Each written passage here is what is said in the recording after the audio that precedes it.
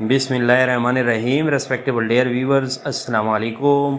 आज एक unique topic के साथ हाजिर है और स्टूडेंट की डिमांड पे biography and works of John Milton, यानी जॉन मिल्टन की बायोग्राफी और उसके वर्क्स के बारे में हम आप लोग को बताएंगे। तो जिसने भी हमारे चैनल को सब्सक्राइब नहीं किया वो सब्सक्राइब कर ले। जो सब्सक्राइबर है वो बेल आइकन को लाजमी दबाए ताकि हर नई वीडियो की नोटिफिकेशन सबसे पहले आपको मिल सके। और जो सब्सक्राइबर है वो वीडियो को ज़्यादा से ज़्यादा लाइक और शेयर किया करे ताकि बहुत सारे लोग उससे मुस्तफ़ीद हो सके। अब आज के टॉपिक की जानिब जाते हैं। आज का topic basically biography and works of John Milton है। जॉन मिल्टन के बारे में सारी उसकी बायोग्राफी, उसके वर्क्स, उसके स्टेटमेंट, उसकी सारी चीज़ें आप लोग के सामने रखेंगे। और तो जिसने भी हमारे चैनल को सब्सक्राइब नहीं किया वो सब्सक्राइब भी कर ले और साथ साथ इस टॉपिक को यानी शुरू से लेकर जेड यानी एंड तक जो है उसको देख लें ताकि आप लोग की मालूमात में इजाफा हो सके। अब इंट्रोडक्शन की जानिब जाते हैं। Biography and works of John Milton में यानी जॉन मिल्टन कौन था, यानी जॉन मिल्टन को आप लोग देखें कब पैदा हुआ था। जॉन मिल्टन 1608 में पैदा हुआ था, 1674 में उसकी डेथ हुई थी। और ये कौन था बेसिकली बाई कास्ट यानी ज़ात के लिहाज से ही वाज एन इंग्लिश, यानी इंग्लिश कास्ट या ज़ात से उसका ताल्लुक था।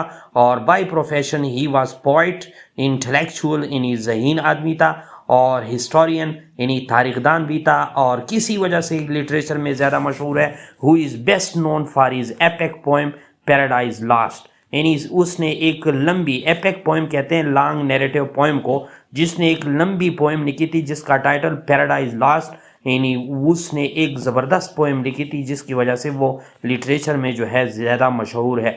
One of the greatest works in the English literature, और इंग्लिश लिटरेचर में यानी उन अजीम यानी कामों में से एक काम जो है पैराडाइज लॉस्ट का पोम भी है जो एपिक पोम की सूरत में है।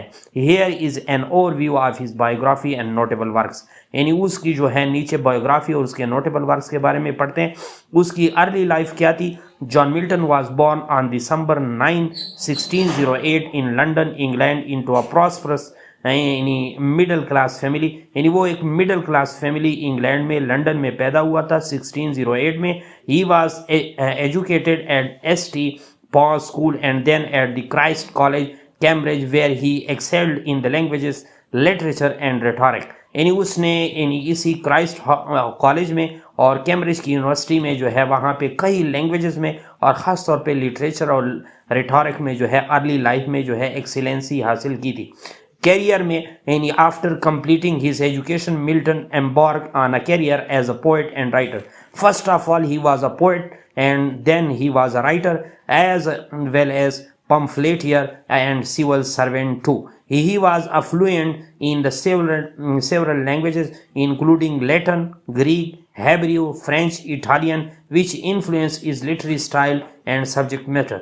यानी उसकी कैरियर में सबसे अहम बात आप लोग को बताता चलूँ कि वो सबसे पहले उसने पोइट्री या शायरी शुरू की थी, फिर एज ए राइटर उसने काम किया और फिर पम्फलेटर के तौर पर और एक सिविल सर्वेंट या सरकारी ऑफिसर के तौर पर भी काम किया। और उसने कई लैंग्वेज पे जो है यानी सरपोजिंग कंडीशन हासिल की थी, यानी उसमें जो है एक्सीलेंसी हासिल की थी, जिनमें मेन लैंग्वेजेस में लैटिन, लातीनी, ग्रीक, हेब्रियो, फ्रेंच, इटालियन। और इसके बाद यही सारे लैंग्वेजेस जो थे उसके सब्जेक्ट मैटर पे यानी नफ्स मजमून पे और लिटरेरी स्टाइल पे काफ़ी उसका इम्पैक्ट रहा। उसकी पॉलिटिकल इन्वायरमेंट क्या थी। Milton was deeply involve in the political and religious controversies of his time. अपने कंटेम्प्रेरी या अपने हम असरी जो जितने भी रिलीजियस और पॉलिटिकल जो है कंट्रोवर्सीज थे उसमें भी उसका साथ था। He supported the parliamentarian cause during the English civil war and wrote several influential pamphlets advocating for freedom of speech and the separation of church and state. यानी उसने इस काम पे पॉलिटिकल इन्वॉल्वमेंट के तौर पर बहुत बड़ा काम किया कि चर्च और मज़हब को यानी मज़हब और रियासत को अलहदा किया जाए या चर्च और रियासत को अलहदा किया जाए। लेटर जो है यानी लेटर या उसकी यानी आखिरी जो ईयर्स थे वो कैसे गुजरे। After the monarchy was restored in 1660, यानी 1660 में जो मोनार्की दोबारा यानी बहाल हुई। Milton was briefly imprisoned and lost most of his eyesight اسے جو ہے مختصر وقفے کے لیے قید میں ڈالا گیا اور اس کی جو ہے آئی سائٹ بھی چلے گی. Despite these challenges he continued to write and compose some of his greatest work including Paradise Lost. اور اسی جو ہے چیلنجز اور ہرڈلز کے دوران اس نے پیراڈائز لاسٹ کو جو ہے لکھا تھا. اس کے نوٹیبل ورکس کی خاصیتیں کیا تھی اور ایک ایک کون سی ہے ایک ایک آپ لوگ کے سامنے رکھتا ہوں تاکہ اس کی جو ہے بریف یعنی کرونالوجی آپ کے سامنے آ جائے. یعنی پیراڈائز لاسٹ 1666 میں اس نے لکھی تھی اور ملٹن کی موسٹ فیمس ورک ہے اور یہ دراصل ایک ایپک پوئم ہے, لانگ نیریٹنگ پوئم ہے اور ان دا بلینک ورس ہے that retells the biblical story of the fall of man. یعنی حضرت آدم علیہ السلام کی جو سٹوری ہے اس کو وہ بیان کرتا ہے, فال آف مین کی اور biblical story. It explored the themes of disobedience, redemption and the nature of evil with Satan as a complex and compelling character. بہت ہی مشہور جو ہے یعنی ایپک پوئم ہے اور کافی جو ہے یعنی جو ہے جلدوں میں ہے تقریباً, یعنی بہت زیادہ جو ہے لینتھی پوم ہے. اور اسی طرح اس کے جواب میں اس نے پیراڈائز ریگین بھی 1671 میں لکھا تھا, a sequel to the Paradise Lost. یعنی پیراڈائز لاسٹ کو ایک ترتیب کے لحاظ سے ایک سیکوینس کے طور پر اس نے اس کو ایز اے جواب کے طور پر لکھا. Focusing on the temptation of the Christ in the wilderness, it contrasts a Satan worldly ambition with the Christ spiritual triumph. اور اس کے علاوہ اس کے جو دوسرے ورک ہے سیمسن ایگنوسٹس, یہ 1671 میں a dramatic poem based on the biblical story of Samson exploring the themes of heroism, obeying to the divine will and the consequences of human weaknesses. اس کے علاوہ اس کے پوئٹری کلیکشن میں ملٹن نے کافی جو ہے نیومرس یعنی شارٹر پوم اینڈ سانٹ لکھے including لاسائڈس یعنی 1637 میں آن دی مارننگ آف کرائسٹ نیٹیویٹی, اور اسی طرح دی سانٹ 18 آن دی لیٹ میساکری ان دا پھڈ ماؤنٹ, یہ which reflect his religious and political conviction. یہ اس کی پوئٹری کلیکشن تھے یا پوئٹری مجموعہ تھا.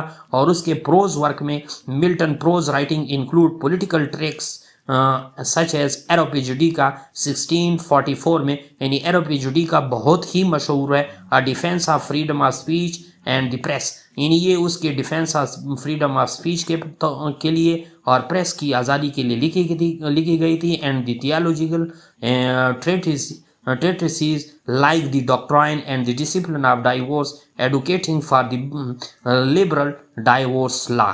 اس کے علاوہ یعنی ملٹن کے بہت سارے ورس ہیں, یہ تو میں نے اس کی ایک کمپریہنسو اوورویو آپ لوگ کے سامنے رکھی. نیچے جو ہے کنکلوژن ہے, John Milton verse are characterized by their profound intellectual depth. یعنی اس کے جو ورک ہے اس کے اندر انتہائی آپ کو ذہانت سے بھرپور گہرائی ملتی ہے, ماسٹری آف لینگویج پہ کافی کمانڈ ہے, and engagement with the moral and theological themes, اور خاص طور پہ انہی اخلاقی اور انہی دینی تھیمز کے ساتھ یا تھیولوجیکل تھیمز کے ساتھ. He remains one of the most significant feature یا figures in English literature, admire for his poetic achievement and contribution to the political thought and religious discourse. یعنی political thoughts کے لیے, religious discourse کے لیے اور literary poetic achievement کی خاطر اس کا نام جو ہے بڑے بڑے جو ہے literary figure میں گنا جاتا ہے.